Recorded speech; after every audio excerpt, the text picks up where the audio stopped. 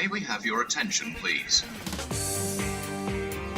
Welcome to part 4 of our series of asset integrity podcasts. Today I'm again talking to former rocket scientist Dr. Emma Taylor, who is a systems safety and risk engineer with a particular interest in digital safety. In this asset integrity podcast, we will cover rail. In the next of the series, we'll expand our view to see what we can learn from other incidents, other locations and other sectors. And we'll set out some good practice to consider when implementing digital systems on the railway. But this episode is inspired by a real-world event, one that was investigated by RAIB, the Rail Accident Investigation Branch. Any resemblance to real-world events is entirely deliberate, and what we discuss today may directly connect you to a reasonably foreseeable scenario that may happen in the future. So, Emma, I've said this is about a real-life event. Could you start to tell us where and when it happened?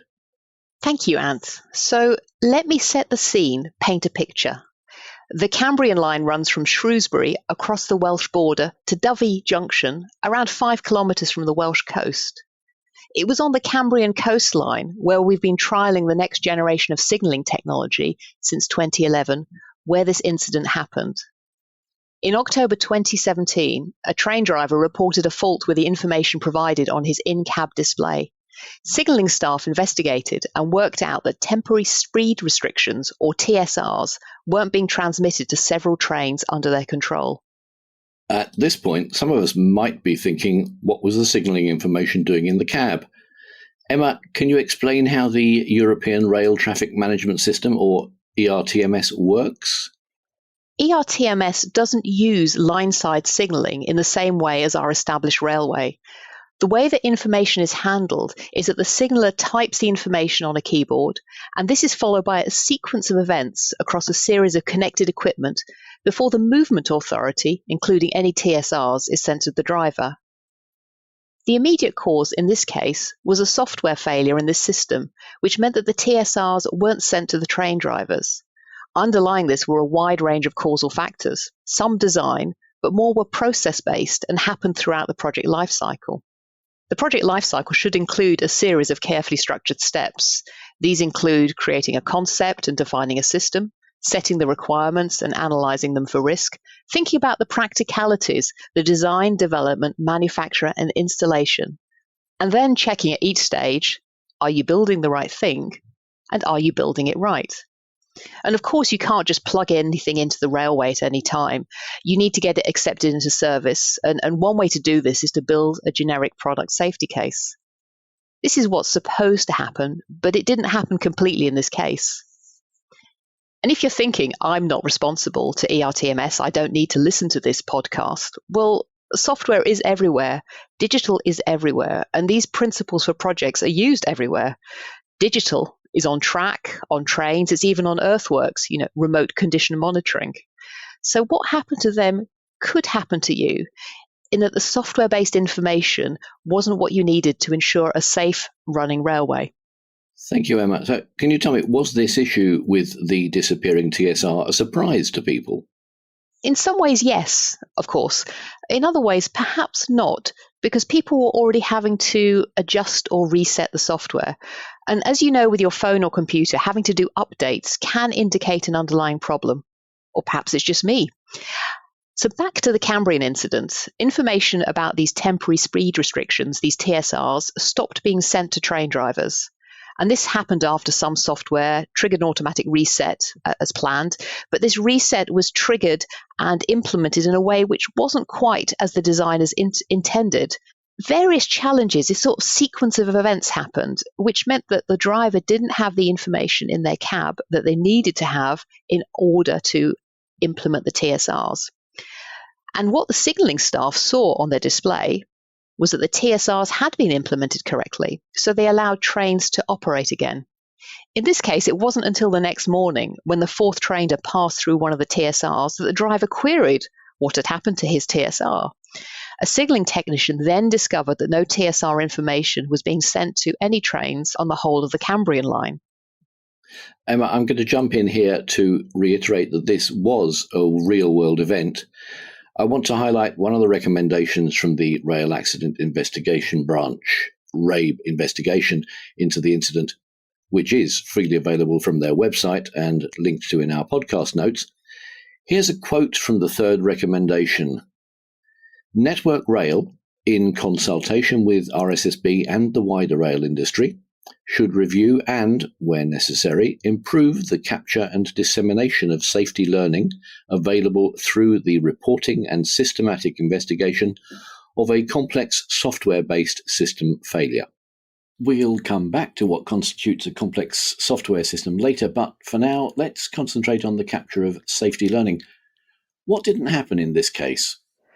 Well, Ants, it took the technicians some time to return the system to normal operation.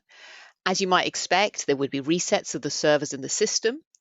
Remember, I talked about that series of connected equipment, and obviously they were on the phone to system manufacturers and asking for support at various stages in this process. But within this system, we also need to consider the process and the people as well. One of the things you need to have in place when something like this goes wrong is the ability to step back and have a look at the event and the data logs with all the system information in place so you can understand what happened. In this case, due to a number of reasons, that wasn't saved, and then later it got overwritten. And in fact, this was only the latest in a series of steps of the software development update, installation, modification over a period of time. And that in itself, that evolution wasn't well recorded either. This meant it was very difficult to turn back time to understand what had happened and when, which meant that we lost a huge source of learning. Evidence reconstruction was very difficult, perhaps maybe even near impossible in some cases, and so reasonable guesses had to be made, and a lot of time was spent by all. This evidence reconstruction, identifying the causal factors and at what point they happened during the project lifecycle, is important. This is one of the key messages that came out of the Rail Accident Investigation Branch, or RAIB report on the Cambrian incident. So, Emma, if you can't turn back time, you can't work out what went wrong, and so you can't do anything to stop it happening again. Exactly. This is why reporting system faults, however small or inexplicable they might be, is so important. And it is critically important that you consider how the operational information, how the software configuration information, and how the error logs will be identified and recorded over months and years. How do you interface systems from different manufacturers? And how do you combine systems with different design timescales? How do you mesh a new and rapidly changing design with another with more mature configuration, i.e. fewer updates and uprevs? How can you be sure the bits will still fit together and work together as things change?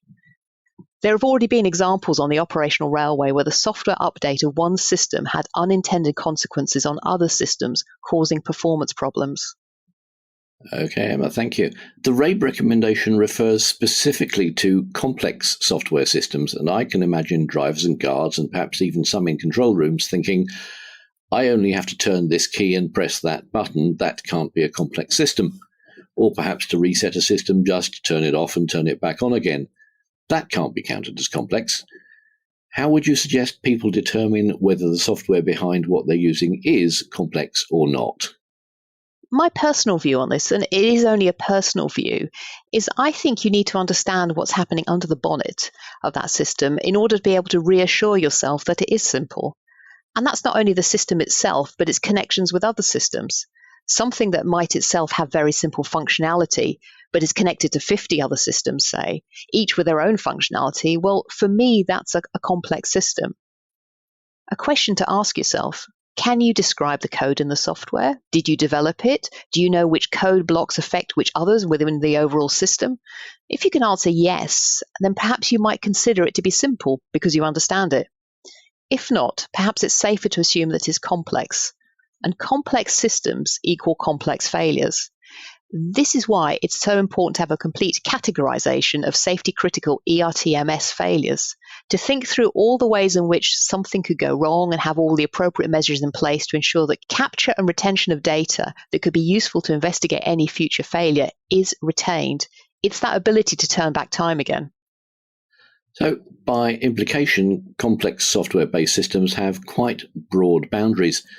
A door control system, for example, isn't completely separate from other digital systems that help run a train. Do we have to change our way of thinking about systems? Yes, absolutely. Not only are there interconnections between the individual programs that help run that train, there are parts outside that train which need to be considered. The three main components are people, processes, and plant. And that's another word for stuff, if you like, equipment, things that help the railway run. Now, these three categories are derived from a safety management system from a different sector, but they're just a way of thinking about the different elements of a system to make sure that you cover all the things that can go wrong and then consider all the measures which are need to be in place to keep the system operating and operating safely. Some of this stuff bit we're already familiar with, the physical bits that make up the train and the infrastructure that they run on it. But not all of it. We also have to consider the digital parts inside those physical bits as well. And that's the subject of an earlier podcast on digital safety. And as we've seen on the Cambrian case, the digital parts work together with the physical operation of the system. And if they don't work well, then the overall system doesn't work well. And when you think broadly about all the disciplines involved, directly and indirectly, with any system on the railway, it covers everything from project management to procurement to operational staff, technical staff, maintenance, and so on. And all of them need to have access to the relevant information in order to be able to assimilate it. And we need systems engineering specialists to take the overall view. Companies' management processes need to reflect that broad reach across disciplines. It might seem strange coming from someone who works for a standards organization, and it is a personal view, that perhaps compliance with existing standards and assessment of that compliance by organizations known as NOBOs, DBOs, and ASBOs, assessment of compliance against those standards, might not always give a complete and comprehensive cross-check against all the things that might go wrong.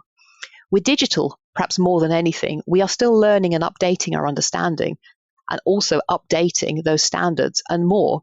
Things continue to change. For me, there's another aspect that's going to have to change as well. We're all going to have to learn a little bit of a new language and get comfortable with it, start to increase our understanding about these systems and what can go wrong. Now, of course, there's never going to be a complete understanding by everyone because we all have different roles and responsibilities on the railway. A software designer thinks about things differently to a train driver, and that's natural and right. But I feel that everyone will need to learn a little bit of each other's language in order to understand and explain how things are supposed to work and what happens when something does go wrong. Everyone might need a little bit of digital competency, and these asset integrity podcasts are designed to help support that understanding. Emma, that sounds like something of a challenge, and yet one we will have to address in the not-too-distant future. But to round off this episode, can you tell me what the industry is doing at the moment? Yes, of course. And I'd also say that we do need to look at addressing it now, and that's what people are doing. Now, Network Rail and the rest of the rail industry, as part of response to the Cambrian RAIB report, are bringing together case studies on complex software-based systems, and including those from other industries, which will identify complex management and process causal factors, and that all-important safety learning that can be extracted. And the Cambrian incident is only one example of where learning can be gained. And of course, we'll use the past learnings to anticipate the future, to try and consider some scenarios, some reasonably foreseeable cases of what might happen with these complex digital systems. Our next podcast will provide more examples of these case studies. There will be online resources, and there is further an asset integrity webinar that we recorded soon as well. And Network Rail and others are working to make more material publicly available as well, and you'll be able to see links to that in the notes for this podcast. We are, of course, as an industry, looking at improving alerting, reporting, and our understanding of incidents.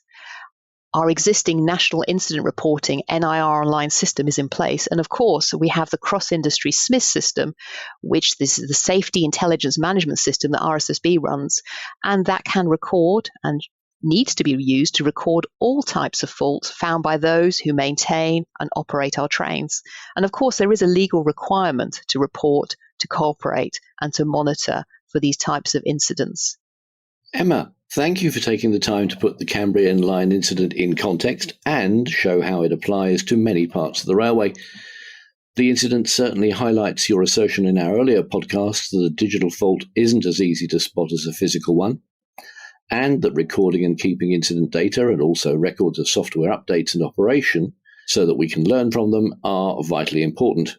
Which brings us to our action point for today. If you encounter a software fault, however small, and whether you understand it or not, please record and report it. It may help prevent a major incident in future. Part 2 of this podcast, as Emma has said, will include lessons we can learn from other industries and also more discussion on how you can approach procurement to software to stop incidents like this from happening again. This podcast is also part of industry's response to the RAIB Cambrian recommendations, so please keep listening. As ever, please email comments and suggestions to podcasts@rssb.co.uk. But for now, thank you and goodbye.